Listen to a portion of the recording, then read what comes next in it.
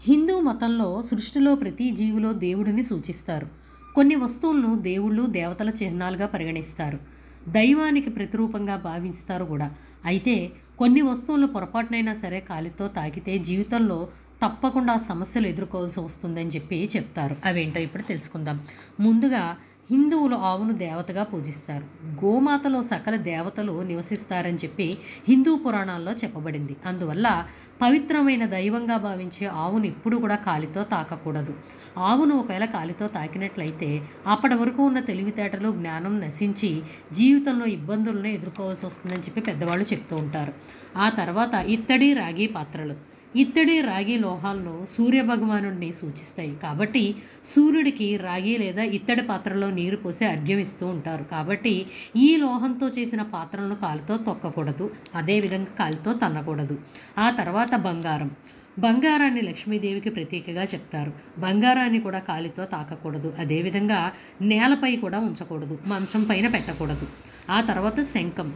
పురాణాల ప్రకారం శంఖంలో లక్ష్మీదేవి నివసిస్తుంది కాబట్టి శంఖం మీద కాలు వేసినట్లయితే ఆర్థిక ఇబ్బందులకు దారితీస్తుందంటారు. ఆ తర్వాత చీపురు. ఇంటిని అంతా శుభ్రం చేసే చీపురును లక్ష్మీదేవి చిహ్నంగా భావిస్తారు. అందుకే చీపురుని ఎప్పుడు కూడా పాదాలతో తాకకూడదు. అదేవిధంగా ఆ చీపురును అందరికీ కనిపించే విధంగా కూడా బయట పెట్టకూడదు. ఆ తర్వాత ఆహార పానీయాలు. మనం తినే ఏ రకమైన ఆహార పదార్థాలనైనా సరే కాలితో తాకినట్లయితే అనేక సమస్యలను ఎదుర్కోవాల్సి వస్తుంది. ఇది ముఖ్యంగా మన పెద్దవాళ్ళు చెప్తూ ఉంటారు. భోజనం చేసిన తర్వాత అన్నం మెతుకులు కింద పడిపోయి ఉంటాయి. వాటిని శుభ్రం చేసిన తర్వాత మాత్రమే అక్కడి నుంచి నడవాలి తప్ప పొరపాటును కూడా ఆ మెతుకులను కాలుతో తన్నకూడదు, తొక్కకూడదు.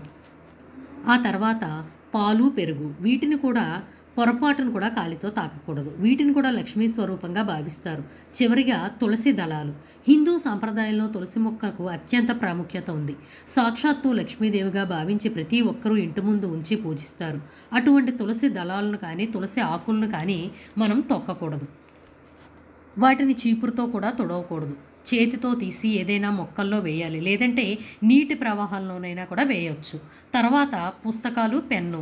వీటిని కూడా సరస్వతీ స్వరూపంగా భావిస్తారు కాబట్టి పుస్తకాలను, పెన్నులను కూడా కాలితో తన్నకూడదు. ఈ విషయం ముఖ్యంగా చిన్నపిల్లలకి చెప్పాలి. ఈ వీడియో కనుక నచ్చినట్లయితే లైక్ చేయండి, షేర్ చేయండి, సబ్స్క్రైబ్ చేయండి. Thank you friends.